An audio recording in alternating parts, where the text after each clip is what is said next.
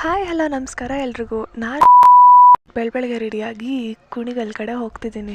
ಯಾಕೆ ಅಂದರೆ ಗೌಡ್ಗೆರೆ ಚಾಮುಂಡೇಶ್ವರಿ ದೇವಸ್ಥಾನಕ್ಕೆ. ಈಗ ಹೋಗಿದ ತಕ್ಷಣ ಬಸ್ ಸಿಕ್ತು. ಬಸ್ ಹತ್ತಿ ನಾನು ಒಬ್ಬಳೇ ಅಂತೂ ಹೋಗ್ತಿಲ್ಲ, ಅಮ್ಮನೂ ಇಲ್ಲೇ ಇದ್ದಾರೆ ನೋಡಿ. ಬಸ್ ಅಂತೂ ಮೂವ್ ಆಯಿತು. ಕುಣಿಗಲ್ ಕಡೆ ಬಂದ್ವಿ. ಗೌಡ್ಗೆರೆಗೆ ಹೋಗೋಣ ಅಂತ ಬಸ್ ಹುಡುಕ್ತಾ ಇದ್ದೆ. ಇಲ್ಲಿ ನೋಡಿದ್ರೆ ದೇವಸ್ಥಾನಕ್ಕೆ ಅಂತಲೇ ಬಸ್ ಇತ್ತು.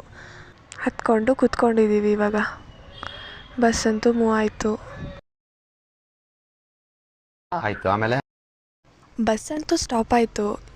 ನೋಡಿದ್ರೆ ಜನ ಎಲ್ಲ ಫುಲ್ಲು ನಿಂತ್ಕೊಂಡು ಬಿಟ್ಟಿದ್ದಾರೆ, ಹೋಗೋದಕ್ಕೆ ಜಾಗ ಇಲ್ಲ. ಈಚೆನೂ ಅದನ್ನೇ. ಹಾಗೆ ಇಳಿದು ನಾವು ನಡ್ಕೊಂಡು ಹೋಗ್ತಾ ಇದ್ವಿ.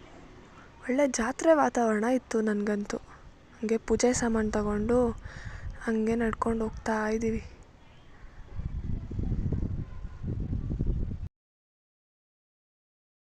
ಸ್ಲಿಪ್ಪರ್ಸ್ ಬಿಟ್ಟು ನಾವು ಬಂದ್ವಿ.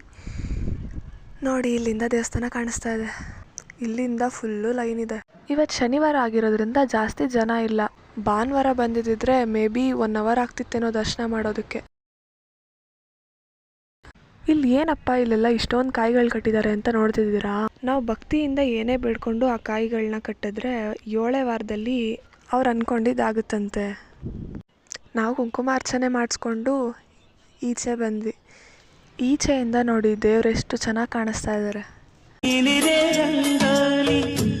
ನಾನು ಕೂಡ ಕಾಯಿ ಕಟ್ಟಬೇಕು ಅನ್ನಿಸ್ತು. ಅದಕ್ಕೆ ನಾನು ಹೋಗ್ತಿದ್ದೀನಿ ಕಾಯಿ ತಗೊಳ್ಳೋಣ ಅಂತ.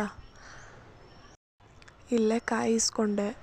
ಆ ಕಾಯಿನ ದೇವ್ರ ಹತ್ರ ಇಟ್ಟು ನಮಸ್ಕಾರ ಮಾಡಿಕೊಂಡು ಕಾಯಿನ ಕಟ್ಟಬೇಕಂತೆ. ಅದಕ್ಕೆ ಬಂದೆ.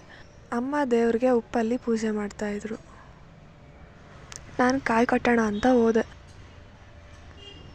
ಭಕ್ತಿಯಿಂದ ಬೇಡ್ಕೊಂಡು ಕಟ್ಟಿದ್ದೀನಿ. ಏನಾಗುತ್ತೋ ನೋಡೋಣ. ನಾವು ನೆಕ್ಸ್ಟ್ ಹೋಗಿದ್ದೆ ಬಸಪ್ಪನ ನೋಡೋಕ್ಕೆ. ಅದಕ್ಕೆ ದುಡ್ಡು ಕೊಟ್ಟು ಆಶೀರ್ವಾದ ತಗೊಂಡು ಬಂದ್ವಿ. ನಾವು ನೆಕ್ಸ್ಟ್ ಹೋಗಿದ್ದೆ ಊಟ ಮಾಡೋಣ ಅಂತ. ಪ್ರತಿದಿನ ಇಲ್ಲಿ ಕ್ವಿಂಟಲ್ ಗಟ್ಟಲೆ ಅನ್ನದಾಸೋಹ ನಡೆಯುತ್ತಂತೆ.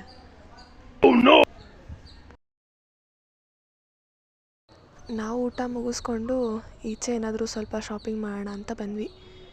ವಾಲೆಗಳಂದರೆ ಯಾರಿಗೆ ತಾನೇ ಇಷ್ಟ ಇರಲ್ಲ, ಅದರಲ್ಲೂ ಹೆಣ್ಮಕ್ಳಿಗೆ. ನಾನು ಹಾಗೆ 1-2 ಜೊತೆ ತಗೊಂಡೆ.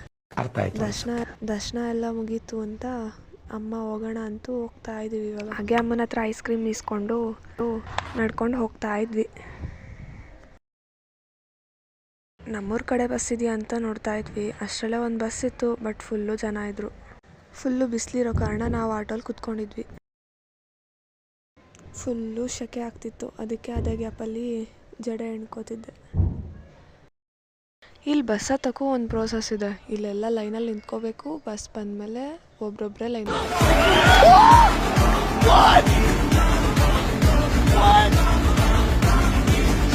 ಅಲ್ಲಿ ಹತ್ತಬೇಕು ಅಂತ.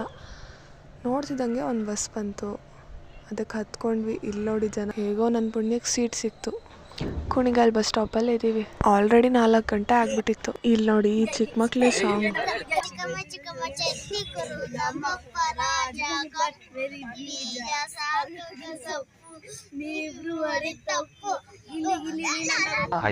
ಕುಣಿಗಲಲ್ಲಿ ಬಸ್ ಸಿಗೋದೇ ಲೇಟ್ ಆಗಿಬಿಟ್ಟಿತ್ತು.